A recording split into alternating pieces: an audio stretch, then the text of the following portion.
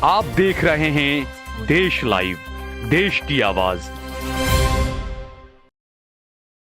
अस्सलाम वालेकुम, आदाब, नमस्कार, सत श्री अकाल। देश लाइव में आपका स्वागत है। मैं हूं सहल कुरैशी। दोस्तों, गुजरात से एक अहम खबर आ रही है। जहां भी घोटाले होते हैं, जो नकली चीजें होती है, वो सब गुजरात से ही क्यों हो रही है, यह सवाल उठना लाजमी है। पहले पीएमओ का अधिकारी नकली निकला, वो गुजराती था। उसके बाद में नकली सरकारी दफ्तर कई जगहों पर पकड़े गए गुजरात में ही हुआ, ये भी नकली सरकारी दफ्तर का भी। इसके अलावा अब एक मामला सामने आया है नकली कफ सिरप का। जो कफ सिरप होते हैं वो नकली पाए गए गुजरात में। अब यहां तक तो ठीक था कि ठीक है, चले किसी नकली सिरप बना दिया, लेकिन हैरानी की बात तो यह है कि इसमें जिसकी गिरफ्तारी हुई है वो बीजेपी का नेता है। वो नडियाद का बीजेपी का कोषाध्यक्ष बताया जा रहा है। और ये नकली सिरप पीने से 5 लोगों की गुजरात में मौत हो चुकी है।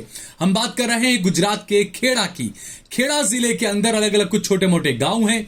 वहां पर कुछ लोगों ने शिकायत की कि उनकी तबीयत खराब हो रही है, उन्हें बेचैनी हो रही है, और 5 लोगों की उसमें मौत हो गई। अस्पताल ले जाया गया, घबराहट हुई उन्हें, बेचैनी हुई उन्हें, वॉमिटिंग होने लगी उन्हें, और उनकी मौत हो गई।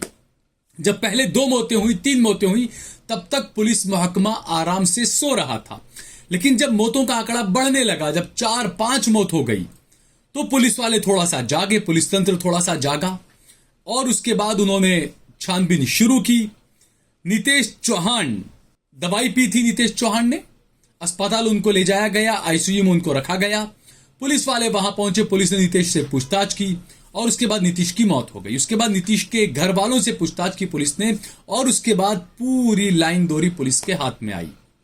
मामला खेड़ा, नडियाद, अलग अलग जगहों से निकलकर अहमदाबाद तक आ पहुंचा। यह कहना है पुलिस का।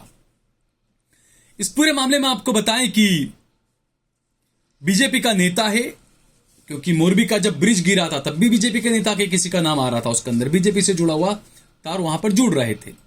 गुजरात के नडियाद में जो है वो नकली आयुर्वेदिक कफ सिरप पीने से 5 लोगों की मौत हुई। जब जांच की गई तो रेला पहुंचा बीजेपी के नेता तक। सिरप का नाम है काल मेघा आसव। अगर आप पी रहे हैं तो खबरदार हो जाएं।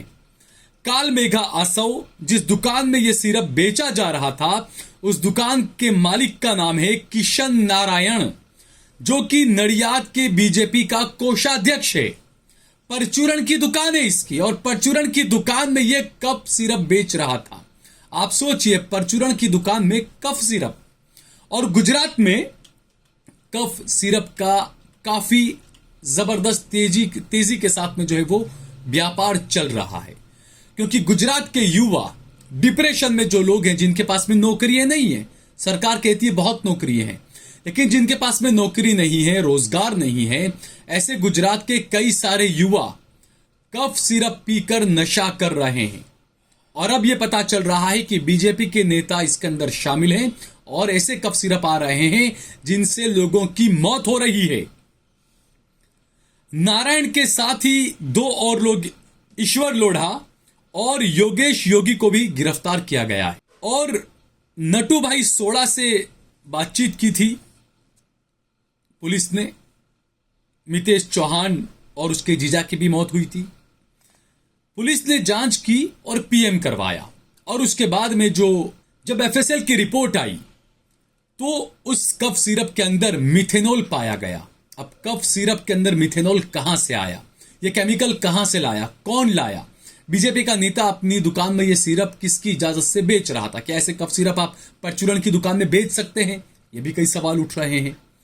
किशोर जो है वो नडियाद से ये लेकर आया करता था, परचूरण की दुकान में बेचा करता था। नडियाद वाला जो है वो अहमदाबाद से लाया करता था, यह बताया जा रहा है अब। और 100 रुपए के अंदर ये सिरप, कफ सिरप जो है वो लाते थे, 130 रुपए में बेचा करते थे। और जहां पर ये दवाएं बेची गई, पुलिस ने सब लोगों से छानबीन की, जांच की, और यह पाया कि इसके अंदर मिथेनॉल मिलाया गया है। अब जो पूरे तार आगे जो गए, पुलिस ने जांच की, तो उसमें एक अहम सुराग पहुंचा योगेश सिंधी। और योगेश सिंधी जो है वो लेकर आता था सारा केमिकल नितिन कोटवाणी के पास से। ये नितिन कोटवाणी काफी अलग अलग खबरों में इनका नाम हमेशा रहा है, बीजेपी के करीबी बताए जाते हैं। नितिन कोटवानी के पास से वो केमिकल खरीदता था, योगेश सिंधी, और उसके बाद ये इस तरीके से केमिकल से तमाम ये कफ सिरप बनाते थे।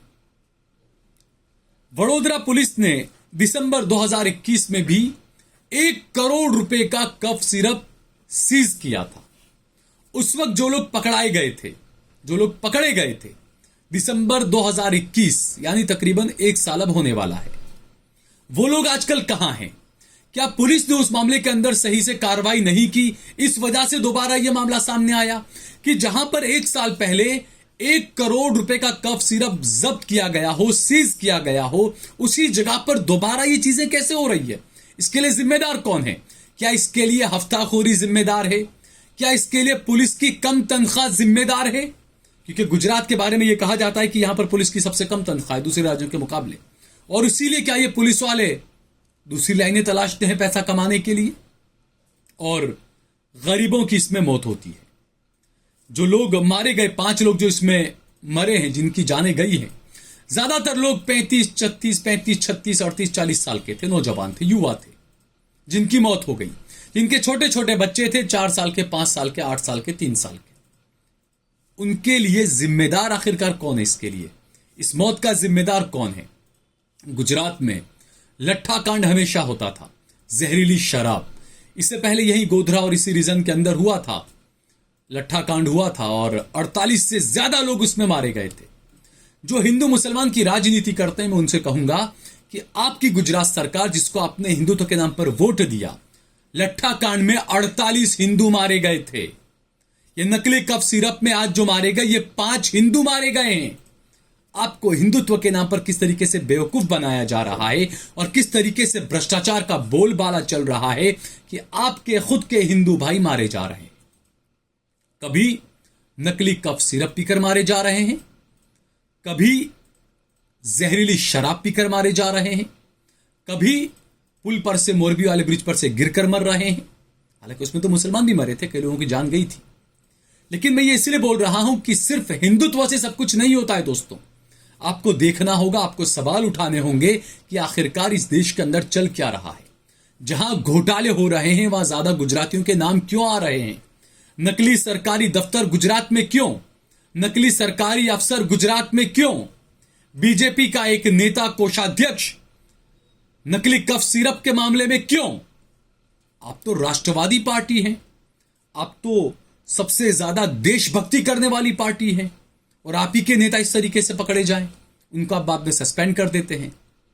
इस तरह के मामले जब उछलते हैं तो बस ये 4-5 दिन, 1 हफ्ता मीडिया वाले दिखाएंगे, और दिखाएंगे पुलिस वाले भी, बड़े बड़े अधिकारी, कहां देखे कार्रवाई चल रही है, चल रहा है, वो चल रहा है, और 1 हफ्ते के बाद में बिल्कुल ठंडे बस्ते में इन चीजों को डाल दिया जाता है।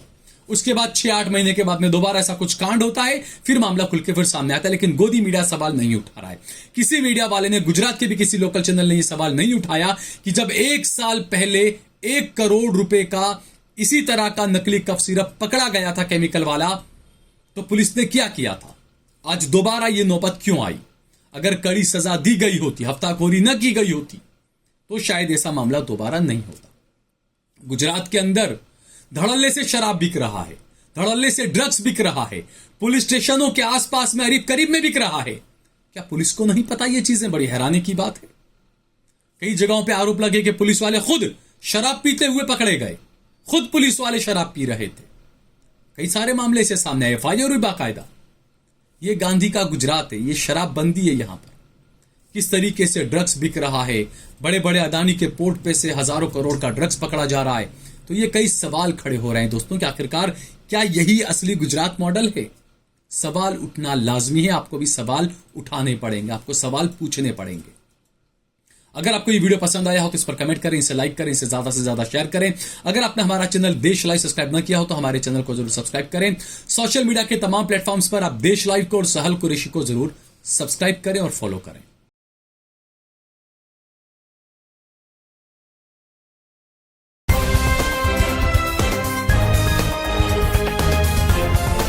देश और दुनिया की तमाम छोटी और बड़ी खबरों के लिए हमारे चैनल को सब्सक्राइब करना न भूलें और बेल का बटन जरूर दबाएं।